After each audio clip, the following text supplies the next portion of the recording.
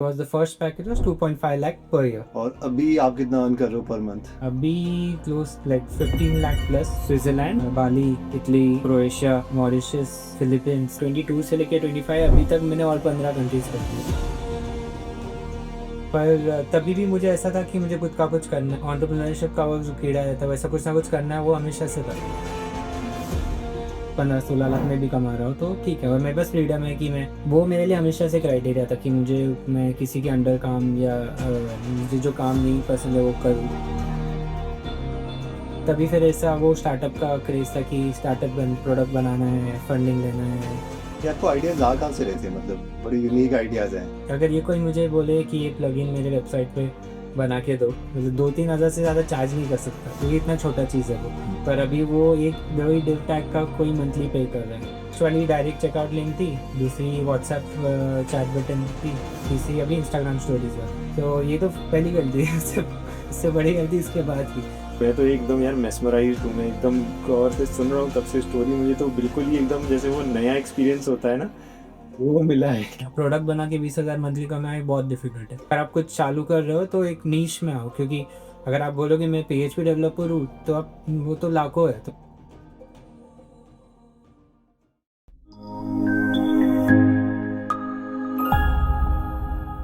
Okay, तो just before starting the podcast, आप में से जितने भी लोग हैं जिन्हें स्टॉक मार्केट इन्वेस्टिंग में इंटरेस्ट है, उनके लिए एक छोटा सा अपडेट है कि जो शुभम है वो संडे को एक वेबिनार कर रहे हैं।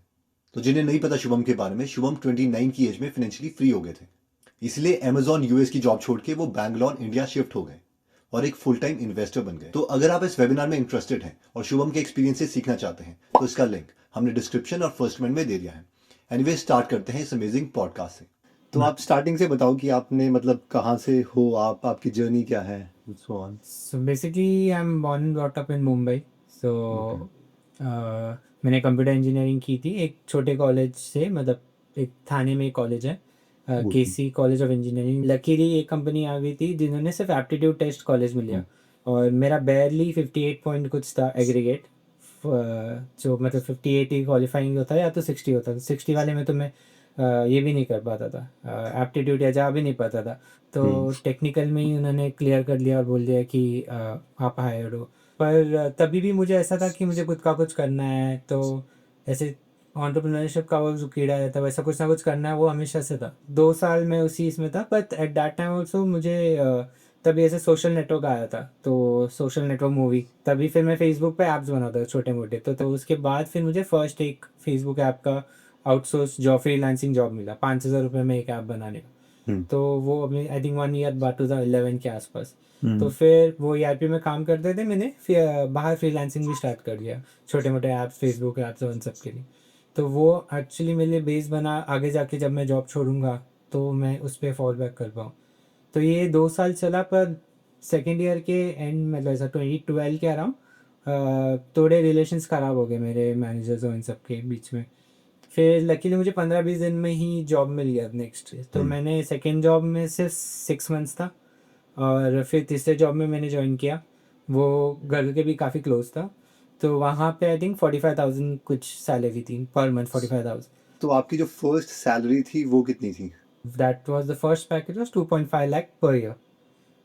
और अभी आप कितना अर्न कर रहे हो पर मंथ?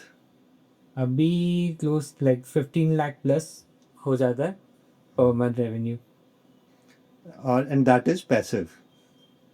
Almost passive.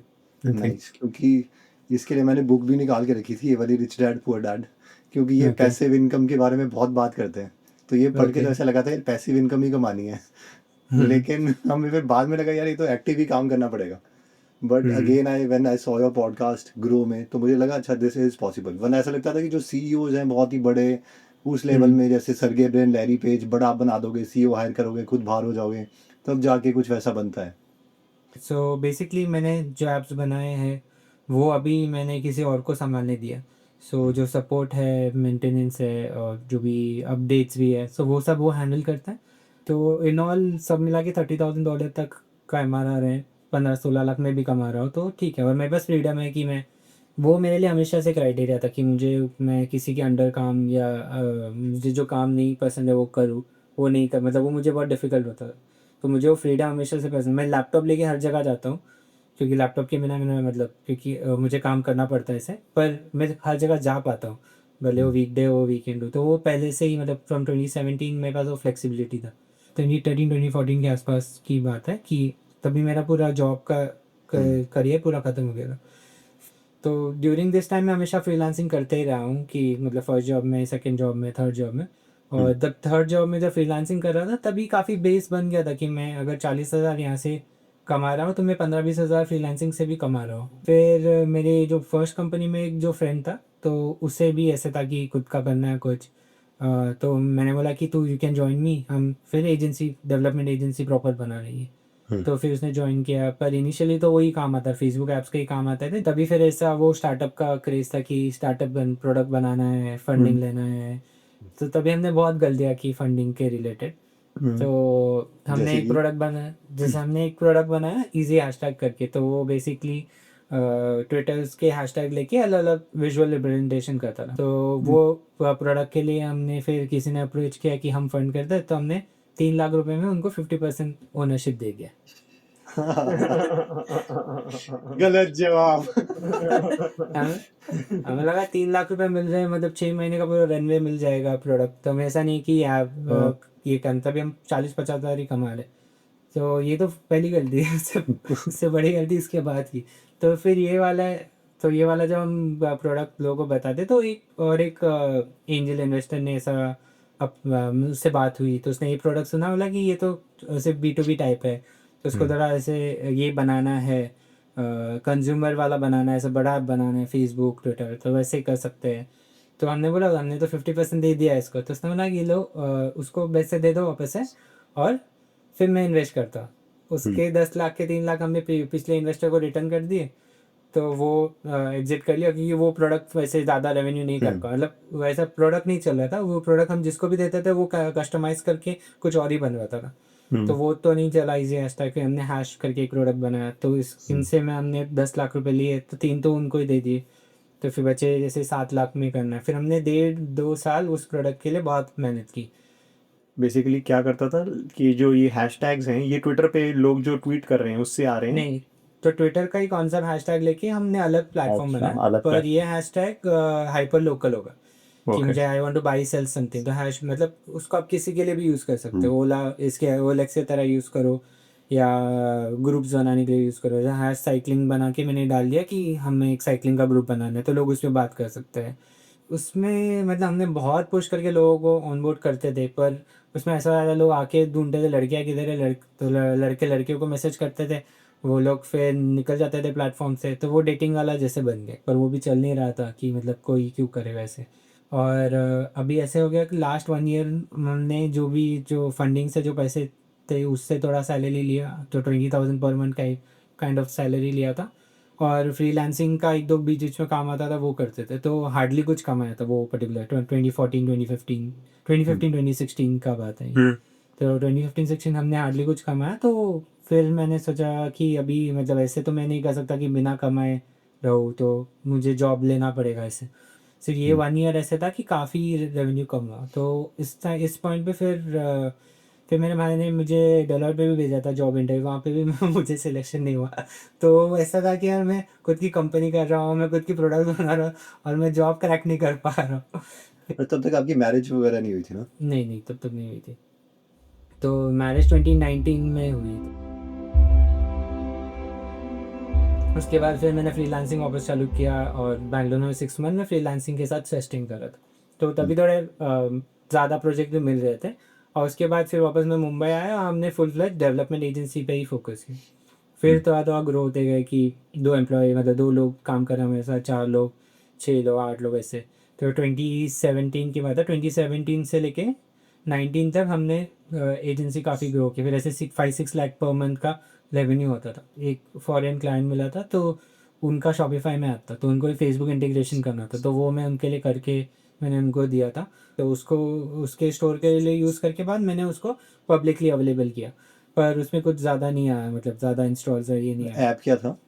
वो मतलब ऐसे डायरेक्ट चेकआउट लिंक, कि अगर आप एक वेबसाइट पे हो किसी के, तो अगर आपको एक लिंक देना है जिससे आप डायरेक्ट चेकआउट पेज पे जाओ, जिसमें 3 प्रोडक्ट ऑलरेडी एडेड है। तो वो जनरेट करके आप डायरेक्टली चेकआउट में वो प्रोडक्ट्स डिस्काउंट और नंबर्स के साथ चले जाओगे। तो और तभी वो चल भी नहीं रहा था इतना। तो उसके बाद फिर मुझे और एक आइडिया है कि व्हाट्सएप का चैट बटन जो वेबसाइट पे होता है, तो वो सिर्फ एक लिंक होता है wa.me/मोबाइल नंबर। वो लिंक को वेबसाइट में डालने के लिए, मतलब थोड़ा ब्यूटिफाई करने के लिए व्हाट्सएप बटन डाल दो। तो वैसे बना के वो I think one of the early first apps था ऐप स्टोर में। आई थिंक एक ऐप था, या वो भी मोस्टली ऐप लोग शेयर कर रहे थे, व्हाट्सएप शेयर बटन डालो, पर व्हाट्सएप पे कांटेक्ट करने वाला बटन कोई ऐड नहीं कर रहा था। तो वो ऐप मैंने डाला, और वो फर्स्ट ऐप था जब जिसमें थोड़े इंस्टॉल्स आने लगे। और फिर ये पब्लिश कहाँ पे हो रही थी एप्लीकेशन? शॉपिफाई के उसमें? शॉपिफाई के ऐप स्टोर में। तो शॉपिफाई का एक खुद का एक ऐप स्टोर है, iOS, एंड्रॉयड, अंडरस्टूड। या स्लैक का प्लगइन मार्केट ऐसे। तो बेसिकली जो लोग शॉपिफाई के थ्रू अपनी वेबसाइट्स बना रहे हैं या जो भी पोर्टल्स बना रहे हैं, उसमें ये फीचर इंटीग्रेट करने के लिए ये आपका वो यूज़ करेंगे। हाँ। तो लोग सर्च करेंगे कि व्हाट्सएप बटन, तो उनको आएगा 4 ऐप, तो उनमें से एक मेरा होगा। उन्होंने फिर हमें एक्टिवेट किया $5 पर मंथ वाला। तो ये अगर ये कोई मुझे बोले कि ये प्लगइन मेरे वेबसाइट पे बना के दो, तो मैं उसको आई थिंक मतलब 2-3 हज़ार से ज़्यादा चार्ज नहीं कर सकता, क्योंकि इतना छोटा चीज़ है वो। प्ले एक डिव टैग है, पर अभी वो एक वही डिव टैग का कोई मंथली पे कर रहा है। रैंक तो वो मतलब वो डिस्ट्रीब्यूशन चैनल और जो कस्टमर है उसके में कितना डिफरेंस होता है। तो फिर वही कि उन्होंने फिर और भी लोग आने लगे ऐसे ही $5 वाले, तो ऑटोमेटिक मतलब उसमें कुछ करना भी नहीं पड़ता आपको। आप वो सब इनबाउंड पे ही चलता है। प्रोडक्ट लेट ग्रोथ रहता है कि प्रोडक्ट पे आए, देखा, यूज़ किया, 7 दिन का ट्रायल हो गया तो अपग्रेड किया। तो वैसे फिर वैसा $100 $200, तो मंथली में $100 $150 ग्रो कर रहा था। तो पहले $100, फिर 150, फिर $300, 450। तो मुझे लगा अच्छा, मतलब ये सेट है, ये तो ग्रो होते रहेगा। पर उसके बाद एक कॉम्पिटिटर ऐप आया जिसने पूरा फ्री, मतलब वही सब चीज़ फ्री में प्रोवाइड किया। तो उसके बाद उनका रैंकिंग इम्प्रूव हुआ, उनके रिव्यूज़ बढ़े, तो मेरे इंस्टॉल्स कम हुए हैं। तो मुझे लगा अभी पेड करेंगे, कितना टाइम फ्री रखेंगे। अगर आप बिल्डिंग पब्लिक पता है, तो बेसिकली ट्विटर पे लोग बिल्ड करते हैं और सब कुछ ओपनली बताते हैं कि आज मतलब मेरा रेवेन्यू इतना है, इतना प्रॉफिट है। तो वो मतलब उनका फाउंडर, वो बिल्ड इन पब्लिक की कम्युनिटी में मुझे दिख भी रहा है कि उनका रेवेन्यू क्या ग्रो हो रहा है। वो इंडियन फाउंडर्स है? हाँ, इंडियन फाउंडर। अच्छा। तो उनका वो तो मेरे से भी काफ़ी आगे है वैसे, अगर आप देखो। तो उनका, तो वो लोग 2 लोग थे, तो उन्होंने मतलब, तो उसके अपडेट्स आते थे कि आज $5,000 पर मंथ क्रॉस किया, $10,000 पर मंथ क्रॉस किया, और मैं 2-2.5 हज़ार के ऊपर नहीं जा रहा हूँ। एंजल को से मुझे एक अच्छी जॉब भी, मतलब ऐसे कॉन्ट्रैक्ट रोल का जॉब मिल गया, जो मतलब मुझे 6 आवर्स करना था, उसमें भी मुझे 2-3 घंटे में मेरा काम हो जाता था। तो वो एक ब्राज़ील की स्टार्टअप थी। तो वो लोग तो वहाँ पे मैंने स्टार्ट किया $2,500 पर मंथ पे। तो मैं $2,500 पर मंथ का सैलरी, मतलब ऐसे सैलरी जैसा था, कॉन्ट्रैक्ट आपने रोल। भी एजेंसी बंद कर दी इस टाइम नहीं पे? नहीं, एजेंसी चल रही थी। अच्छा। तो एजेंसी चल रही थी, पर वही है कि मैं भी इस एजेंसी का डेवलपर ही हूँ एक तरीके का। तो फिर मुझे भी, मतलब मैं भी काम कर रहा हूँ, और टेक्निकली मुझे ऐसे जो भी मार्केटिंग एफर्ट्स थे वो मोस्टली मेरा को फाउंडर हैंडल करता है, जो मीटिंग्स करना है। पर टेक्निकल एफर्ट्स मुझे ही लीड करने पड़ते थे। तो उनका पूरा जो कॉन्ट्रैक्ट जॉब था सब इंडियंस ही कर रहे थे। पर मैंने $25,000 में मैंने बाद में ज्वाइन किया, पर मुझे शॉपिफाई का इकोसिस्टम पता था, और ये शॉपिफाई के ऊपर एक चेकआउट का ऐप था जो उनका था। और फिर शॉपिफाई ने चेकआउट बंद कर दिया, बोल दिया कि कोई बाहर किससे चेकआउट बना नहीं सकता। तो अभी इनका तो या तो ऐप बंद, कंपनी बंद करना पड़ेगा, या तो पिवट करना पड़ेगा। तो फिर उन्होंने पिवट किया कि शॉपिफाई का कॉम्पिटिटर फॉर ब्राज़ील। तो ब्राज़ील के जितने भी ड्रॉप शिपिंग वाले वो वेबसाइट को यूज़ करते हैं शॉपिफाई के ऑल्टरनेटिव के लिए। तो वहाँ पे लेकिन क्योंकि उसके विजन के साथ कोई और मैच नहीं कर पाता था, सिर्फ मैं ही उसको कॉन्फिडेंस दे पाता था, और मैं ही बोलता था कि हम और भी कर दें। तो इसके लिए मैं एज अ लेटर मैंने ज्वाइन किया, और उसके बाद मैं उनके ऊपर प्रोजेक्ट मैनेजर बना, फिर उनके ऊपर टीम लीड बना, फिर मैं CTO बना। तो मेरा 25,000 से चालू करके मैंने 1.5 ईयर्स में $5,000 का मेरा पे वहाँ पे हो गया था। तो ये कोविड की बात है, जो कोविड के टाइम मोस्टली सब फिर अपने अपने घर से काम कर रहे थे, तो मैं अपने घर से ये ब्राज़ील वाला ही काम मोस्टली कर रहा था। और मेरा जो ये है पार्टनर है, वो पूरे टीम के साथ एजेंसी संभाल रहा था। मैंने एक और एक ऐप बनाया था, इंस्टाग्राम स्टोरीज़ फॉर वेबसाइट। सो आप कोई वेबसाइट में जाके इंस्टाग्राम की स्टोरीज़ देख सकते हो, तो आप इंस्टाग्राम से स्टोरीज़ पुल करके अपने वेबसाइट में दिखा सकते हो। तो ये ऐप ऑलमोस्ट $200 तक MRR पे था, मतलब $200 पर मंथ के।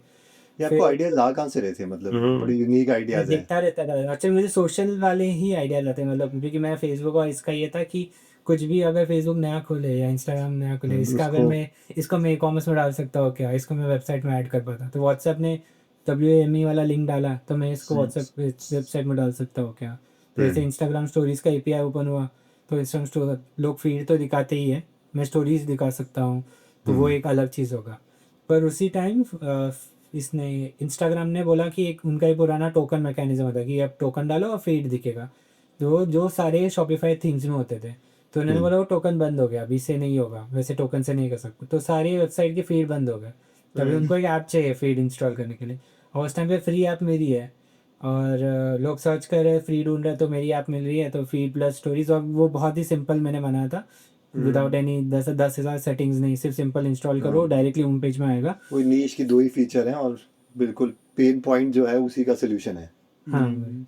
तो फिर लोगों ने इंस्टॉल किया, तो फिर तभी फिर बहुत सारे सपोर्ट टिकट्स आते थे कि ये चेंज करना है वो चेंज करना है, तो उस चैट सपोर्ट से ऐसा हुआ कि जब भी सॉल्व होता है तो आप रिव्यू मांगते हो, तो रिव्यू से आपका रैंकिंग इंप्रूव होता है, तो इससे मतलब वो तो मेरे बाद में फिगर आउट किया, पर मैं रिव्यू मांगते मांगते मेरे मतलब वो 10 दिन में मेरे बहुत सारे रिव्यूज़ हो गए, और ऐप भी फ्री था। फिर अब मैंने सोचा कि अभी इतने आ रहे हैं तो अब मैं उसको पेड करता हूँ, फिर मैंने पेड किया, फिर मैंने ऐसा किया 1000 व्यूज़ तक फ्री है, 1000 के बाद पेड है, फिर वो पेड किया, फिर वो रैंकिंग उसका ओवरऑल इम्प्रूव हो गया, तो कोई इंस्टाग्राम सर्च करता है तो भी टॉप 3 में आता था, इंस्टाग्राम फीड करता है तो टॉप 2 में आता था।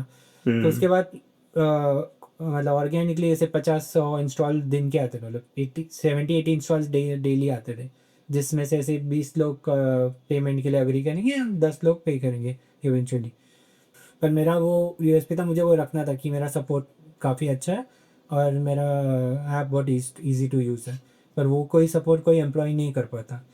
पर इवेंचुअली फिर मैंने 2-3 लोगों से वो आइडिया ड्रॉप किया था कि I want to give a percentage of my app और तुम वो मैनेज करो।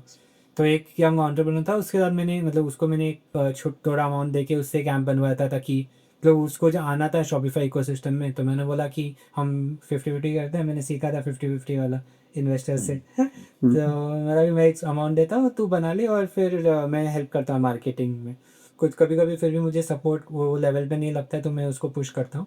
फिर उसने एक डेवलपर को ले लिया, और वो काफ़ी स्मार्ट है, तो उसने पूरा AI सेटअप कर लिया कि आधे सपोर्ट AI हैंडल कर लेता है वो केस में। फिर मतलब उस तरीके से मुझे एक तरह मतलब ऐसा फायर एज अ टर्म मेरा ऐसा ये नहीं था, गोल नहीं था मुझे फायर करना है, मेरा हमेशा था कि मुझे फ्रीडम चाहिए, कि मुझ पे ऐसा मेरे वजह से मुझे करना नहीं है, ऐसा मेरे पे डिपेंडेंसी हट के अटकना नहीं चाहिए, या मुझे मेरे फ्रीडम को ये नहीं आना चाहिए। तो वही मेरा गोल था कि I need freedom of movement, I need freedom to कहीं पे जाना है या मुझे कुछ और करना है, तो वो गोल के हिसाब से ही मैंने वो पैसिव इनकम का ये सेटअप कर लिया। फिर हमने काफ़ी ट्रैवल किया, 22, 23, 24 हमने ऑलमोस्ट आई थिंक लास्ट मतलब मैंने फर्स्ट अपना इंटरनेशनल कंट्री किया था हनीमून में 2019 में, जस्ट कोविड से पहले, वियतनाम। और उसके बाद फिर कोविड हुआ, उसके बाद 22 से लेके 25 अभी तक मैंने और 15 कंट्रीज़ कर दिए। मैं मतलब मेरे को याद है जब मेरे को पहले से था कि मैं घूमूंगा, तो मैंने जब पासपोर्ट जब बनाया था 26 में, मतलब जब मैं 26 था, तो आई थिंक 2015 में कुछ, तो मैंने बोला उसमें ऑप्शन था बुकलेट बड़ा वाला चाहिए छोटा वाला, नहीं बड़ा वाला चाहिए, स्टैम्प ज़्यादा लगेंगे। उसके बाद 5 साल में करी रही है। 5 साल एक भी स्टैम्प नहीं था, शादी के बाद हनीमून के नाम पे एक स्टैम्प था।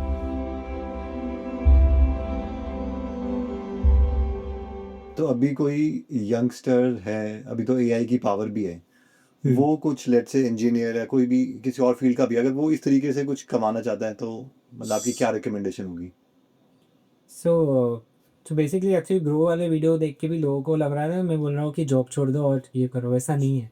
मैं एक्चुअली वही समझा रहा था कि आपको पहले आपके पास टाइम होना चाहिए आपको कुछ भी करने के लिए। तो मैं जब IT में था, IT MNC कंपनी में था, तब मैं फ्रीलांसिंग करता था करके मैं ERP छोड़ के वेब डेवलपमेंट में आ पाया। और जब मैं वहाँ पे भी काम करता तभी मैं फ्रीलांसिंग कर रहा था करके मैं जॉब छोड़ के फ्रीलांसिंग कर पाया। तो वो फ्रीलांसिंग करने मतलब आपको अगर कुछ करना है तो आपको एक स्टेबल इनकम कहीं पे से चाहिए।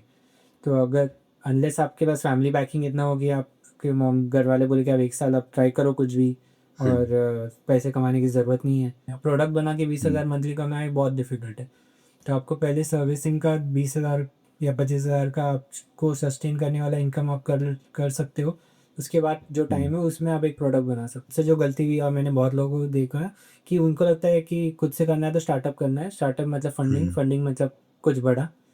तो बहुत बड़ा बनाओ मतलब ऐसे जिसमें बहुत सारे यूज़र्स हो, पर पैसा कौन दे मतलब पे कौन कर रहा है वो किसी को नहीं पता। सबका ऐसा रहता है कि यूज़र मतलब ऐसे बड़े ऑडियंस के लिए बना रहे हैं, पर वो ऑडियंस पे करने वाली नहीं, तो फिर कौन सा ऑडियंस है उसके। अगर आपको एडवर्टाइज़र पे करने वाला है तो वो ऑडियंस बनाने के लिए कौन पैसे देने वाला है। तो लोगों को तो वो जो मतलब आप बड़े-बड़े चीज़ें बना सकते हो स्टार्टअप का ये मतलब बड़े विज़न के साथ। पर आपको अगर कुछ सस्टेनेबल चाहिए, आपको इमीडिएटली आपका ऐसा है कि मुझे सस्टेनेबल पैसा कमाना है या मुझे अच्छा रेवेन्यू करना है, तो आपको बूटस्ट्रैप सायस में ज़्यादा पोटेंशियल है। मतलब अगर 20 बच्चे अगर मैं बोलूँ कि बूटस्ट्रैप सायस प्रोडक्ट बना रहे हो, 20 बच्चे स्टार्टअप कर रहे हैं, तो उनमें से 20 में से 2 लोग को फंडिंग मिलेगी, मतलब 3 लोग को फंडिंग मिलेगी और 1 जन सक्सेसफुल होगा। पर जो दूसरे 20 है उसमें से 10 लोग कुछ तो रेवेन्यू कमाएँगे, 5 सस्टेन कर पाएँगे, 3-4 लोग अच्छे से सेटल मतलब कर पाएँगे कि मंथली रेवेन्यू ग्रो करे। तो आपका चांसेस ज़्यादा है अगर आप ऐसे प्रोडक्ट बनाएँ जो उस ऑडियंस के लिए जो पे करना चाहे। तो हमेशा आप जो भी बना रहे हो तो मेन क्वेश्चन है कि वो ऑडियंस क्या पे कर रही है, मतलब पे करेगी, नहीं पे करेगी। फिर सेकंड क्वेश्चन है वो ऑडियंस आपको कहाँ फाइंड करेगी। जैसे मेरे लिए मुझे पता है शॉपिफ़ाई का डिस्ट्रीब्यूशन प्लेटफ़ॉर्म बहुत अच्छा है, तो मैं जो प्रोडक्ट बनाता हूँ वो शॉपिफ़ाई डिस्ट्रीब्यूट करेगा। तो मैं उस प्लेटफ़ॉर्म में अपना प्रोडक्ट डालूँगा। अभी बहुत ज़्यादा क्राउडेड हो गया है कि आप अभी इंस्टाग्राम फ़ीड ऐप बनाओगे तो उसमें ऑलरेडी 200 ऐप हैं। तो आपका रैंक 201 होगा, तो आप कैसे ग्रो होगे? पर आप कुछ चालू कर रहे हो तो एक नीश में आओ, क्योंकि अगर आप बोलोगे मैं पीएचपी डेवलपर हूँ, तो आप वो तो लाखों है, तो वो कभी नहीं होगा। तो आपको पीएचपी डेवलपर में लारावेल फ्रेमवर्क में शॉपिफ़ाई ऐप के लिए काम करते हो या ई-कॉमर्स के लिए, तो आप जितने नीश जाओगे उतने आप कम कॉम्पिटिशन में आओगे और उतने ही चांसेस आप स्टैंड आउट हो पाओ। मैं तो एकदम यार मेस्मराइज्ड हूँ, मैं एकदम गौर से सुन रहा हूँ तब से स्टोरी, मुझे तो बिल्कुल ही एकदम जैसे वो नया एक्सपीरियंस होता है ना, हाँ वो मिला है। क्योंकि इस टाइप के बंदे से मतलब मैंने बहुत कम, मतलब I have talk to a few people, but I think somebody who kind of came from a middle class background and then discovered this and then धीरे धीरे करके and then multiple बार सेम काम करना, आई थिंक बहुत but the interesting. Amazing thing is कि मतलब percentage is not directly correlated to the success in terms of yes, वो 58 पॉइंट समथिंग था, मतलब वो कुछ भी नहीं बता रहा, but at the same time you were consistent hustler. मतलब वो ये करेक्ट। नहीं घर में आके बिंज वॉचिंग या कुछ, मतलब बिल्ड करना है, बिल्डर। तो that is what I saw कि यहाँ नहीं वहाँ नहीं ऐसे ये मतलब ड्रॉप। लक लक तो प्ले करता ही है कि, पर आपको लक प्ले करे करके आपको उतने बार अटेम्प्ट्स भी करना है। हाँ मतलब फर्स्ट यस। टाइम आपका लक नहीं चलेगा। मतलब जैसे अगर मैं एक्चुअल नंबर बोलूँ तो मैंने फेसबुक में मतलब एटलीस्ट 100 ऐप्स बनाए होंगे। एंड्रॉयड में मैंने 10 ऐप्स बनाए हैं। शॉपिफाई में थर्ड ऐप जो है वो सक्सेसफुल हो। तो मतलब ऐसे नहीं है कि वो नहीं सक्सेस होता है या फिर फर्स्ट वाले में ही लकी हो गया मैंने जो। पर इतने सारे आप बनाओगे तो कभी ना कभी आप लक हो ही आपका फेवर जाओगे। करेगा। पर वही कि आप इतने सारी चीज़ें डाल सकते हो क्या मार्केट में, मतलब डालते रहना चाहिए आपको। जैसे आप बूटस्ट्रैप भी कुछ कर रहे हो तो फर्स्ट प्रोडक्ट में ही डिसहार्टन होने की ज़रूरत नहीं है। आप बनाते रहो। इंडियन मतलब आप जो बना भी रहे हो उसमें अगर आप सक्सेस मतलब रेवेन्यू नहीं कमा रहे हो, आप स्किल कमा रहे हो। अब वो स्किल आप अगले जॉब में बता दो और आप डबल इंक्रीमेंट ले लो। अगर आपने एआई इंटीग्रेट किया आपके प्रोडक्ट में, आप नेक्स्ट जॉब में बोलो कि मुझे ये इंटीग्रेशन मैंने किया है और ये मेरा एक्सपीरियंस। मैंने वो आईपीएल का फैंटेसी लीग वाला ऐप बनाया या मतलब इसमें एमएनसी में, तब जाके मुझे जॉब मिला वेब डेवलपमेंट मतलब सोशल नेटवर्किंग के इसमें। तो वही है कि आप अगर वो सक्सेस भी नहीं होता तो आपको स्किल्स तो मिल ही जाता है। जबरदस्त स्टोरी भी। ठीक है Vishwesh, thank you so much for coming. Thank you I so hope much. या बहुत कुछ लर्न किया होगा। मैंने तो किया डेफिनेटली। मैंने भी, थैंक यू मज़ा आया। Thank you so much.